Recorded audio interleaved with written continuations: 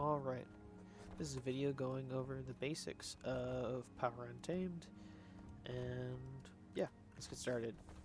First off, we have the Untamed special ability, which is basically that you get to control the abilities of your pet, meaning you will get a class-specific one, you'll get a special ability depending on the type of animal you have, and then you just get a basic one. You have two pets for this build. You will be running a poison Ursine, and you will be running either a chili Ursine or just a normal one. But the reason you want them to be an Ursine is because they have this skill called Defy Pain, which you can activate, and it basically makes your pet invulnerable to damage for 5 seconds, which is very useful for combos we will talk about later on. The specific mechanic of this class is the Untamed, which basically is this button. And when you click this button, it will change whether or not your pet is superpowered or whether you are superpowered. When your pet is superpowered, they gain access to these 3 abilities. Doesn't matter which pet they are, they will always be these 3 abilities. And these abilities are as follows. Your F1 will teleport your pet to your enemy. Your F3 will create a little haze that will block projectiles and do slow poison damage to enemies around it. And your F2 will deal damage around you. You, on the other hand, whenever you unleash, you will gain access to a special 1 skill depending on the weapon you have equipped. You only get access to it for a specific time though, so you do want to use it quickly. And due to certain traits we have called Let Loose, whenever you swap, your unleashed ambush skill will become available again. Another thing about these traits is you have Corrupting Vines, which basically says your unleashed skills will remove boons from enemies, and your pet's F2 will convert boons into conditions from your enemies. The last majorly important trait that is just here for damage is this Lesser Signet of Stone, or Stone Form. This will make your elite skill reduce all incoming damage for 5 seconds when you activate it, which is rather important. For weapons specifically, you have Spear and Hammer. In Hammer, you have 2 different skills here. You have 2, 3, 4, 5. These are going to change whether or not your pet is unleashed or whether you are unleashed. Here's the deal, though. Your pet is basically just kind of fodder for the enemies to deal damage to them. So almost always you're going to be the unleashed, so you don't really need to worry about any of these skills much at all. A general rule is that these 4 skills are for damage, and these 4 skills are for either CC or conditions. So CC, cripple, and a bit of self-sustain, and above.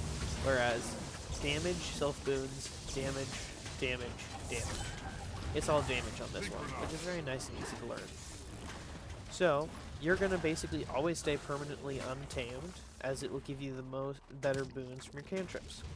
We are running the Sigil, the Relic of Deadeye, which means that whenever you use a cantrip, all of your damage will increase by 10% with this little buff here for the next 8 seconds.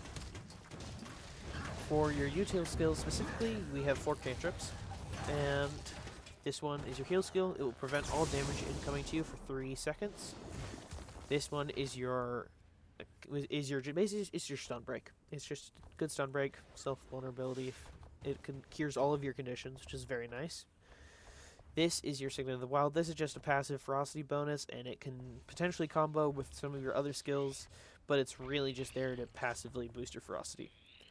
You then have your elite skill, Forest Fortification. This will, as long as you are untamed, give you super speed, stability, resistance, resolution, minus 100% incoming damage because of our trait here, as well as the ability to reduce the cooldown of the skill whenever you deal any sort of strike damage to an enemy.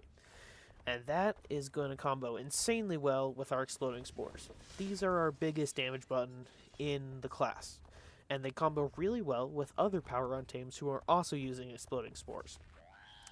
So the biggest combo here is you'd use your elite skill into your Exploding Spores into some sort of other damage that will reduce the cooldown significantly. To start off a fight or an engagement, what you would do is you would usually cast Defy Pain. You would switch to your pet being unleashed. You would teleport them in, F1, F3, F2. You would switch to you being Untamed, use your elite, use your spores, click your F1, deal a whole bunch of damage, and look at that, your elite's right back up, ready to use again.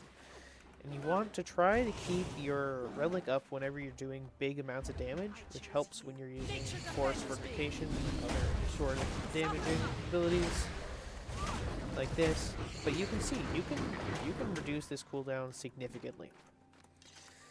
Commander will often call for spores as long as your group is running a significant amount of untamed DPS. And when they do that, you're not going to want to actually use your force fortification instantly when you enter the fight, unless you've already set up that you're going to use your spores as soon as you engage in a fight.